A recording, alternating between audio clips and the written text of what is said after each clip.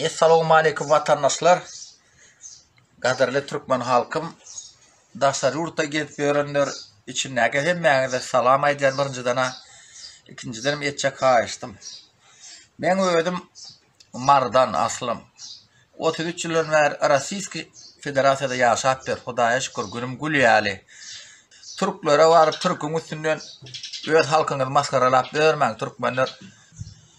Demokratiya, konstitusiýa diýip o zatdan hiç ilgeri ýok. Saýuzy gallyrdy, zawodlary işletdi, halkyny aharlady. Stalin'e geljek adam ýok, hiç adam Stalin'e diýmän. Bizde orsiýetimiz derejemma. Bärdetken o zatlar bilip oturýarбыз. Bu eneden dowam ýok, men 60 ýaşyň oglany. Bizde derejemma. Bizde de diktator bar. Biz bilýäs o zatlary. Здравствуй, Владимир Владимирович. Я живу в Сентегорне, городу Саратова. У меня фамилия Нурмамедов. 4 года мы не можем газ привезти. Очень дорого. Прошу вас помочь. Вот такие дрова. Почему в Саратов? Ищу, прихожу, топлю котел, чтобы не замерзать днем. Вот так я топлю.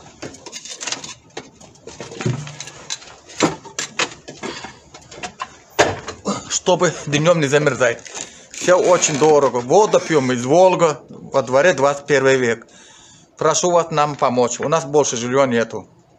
Спасибо за внимание.